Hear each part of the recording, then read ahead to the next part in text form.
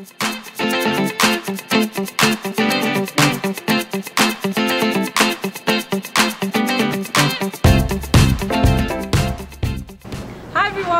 in a very special location. I'm in Target today and I have got special permission to be here, so I've decided to create a kind of challenge video. So I'm going to pick out of a hat or a camera bag a makeup look, and then I've got 15 minutes to run around the aisles and pick out the products that I want to use, and then I'll show you what I've got and I'll apply them and hopefully I'll turn out with a good look. So I'm going to pick out of a hat now. The moment of truth.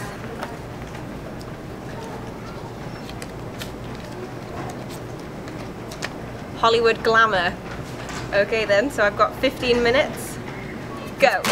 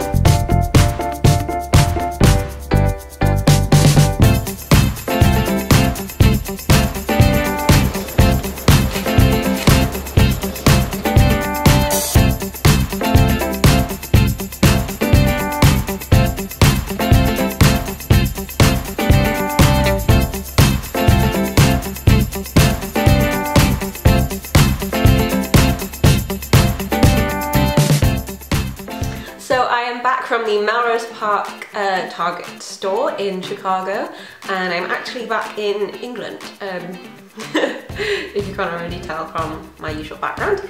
And yeah, it's time to show you what products I picked in my 15 minutes. It's quite stressful actually, and I was really nervous, so in my intro I probably sound like a lunatic. Yeah, and this is the look that I've created, so I'll show you how I've done it and what products I used. So the first thing that I picked up and threw in, I knew I needed a foundation, and I went for the Revlon Nearly Naked foundation, which I've heard a lot of good things about, people really like. It's quite lightweight and not loads of coverage, so I just wanted something that would kind of even my skin tone a little bit. It's okay. I don't love it. It doesn't sit very nicely on my skin. I'm not sure why, but I can kind of see it a bit. So I don't love this foundation as much as some other drugstore ones that I've tried, but it's alright. Next up, of course, I threw into my basket a concealer. I have quite a few blemishes at the minute, so got to have something to cover those up. And I went for the Maybelline Fit Me concealer. Again, another one that I've heard quite a few good things about. The shade was a little bit off, but that was probably expected when I just kind of grabbed one.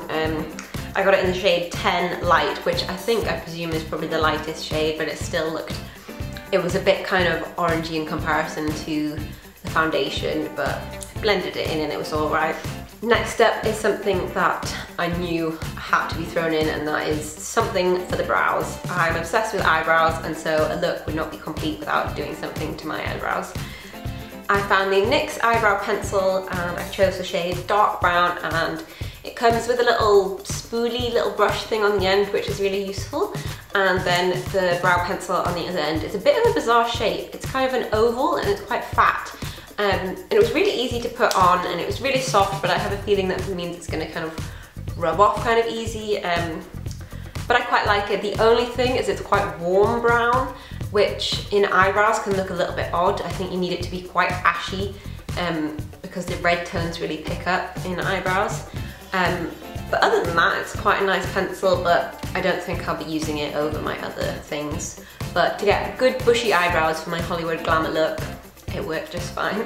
Then I have moved on to the eyes, and for that I threw in my basket a, is it Maybelline?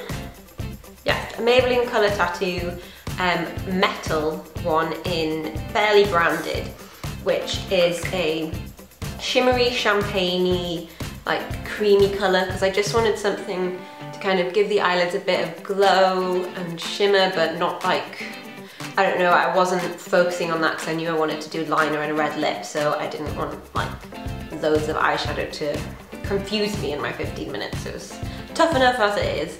And this is a really nice colour and it looks really nice on the eyes. And what I love most about this is I actually used it as a highlighter too. So I put it on the tops of my cheekbones, a little bit down the nose, the brow bone, basically anywhere, and it looks really nice. I think I actually prefer it as a cream highlighter than I do as an eyeshadow. So multi-purpose product, really love that one.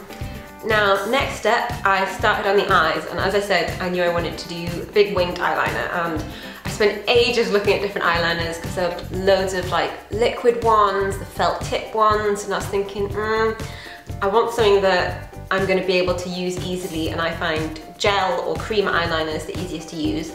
So I spotted this one from e.l.f. and it was $3. That is an absolute bargain. So I just applied it with, it came with a little brush, but I wasn't so keen on it. So I used my own eyeliner brush and I just popped it on and then put in a wing as well. And it was really easy to use. It was really fluid and didn't get those kind of creases, if that makes sense. Like it went on in a nice smooth line. And I did have to build it up a little bit because it wasn't jet black straight away, but if you just kind of go over it a little bit more. So yeah, that I actually am really impressed with that, and it's better than some other more expensive ones that I've tried. So love that one.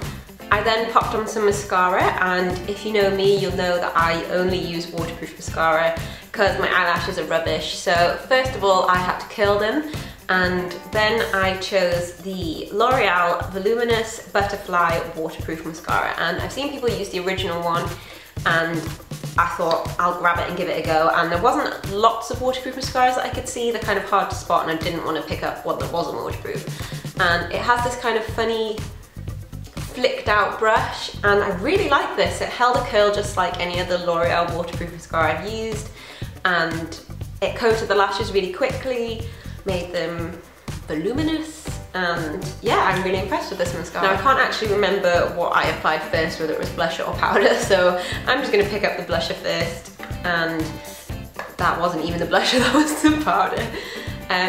For blusher I picked up the NYX cream blusher in Boho Chic, and this was a kind of really natural looking dusky pink shade, and I thought it would be nice to give my cheeks a bit of colour but not be too overpowering against, I knew I wanted to pick up a red lipstick.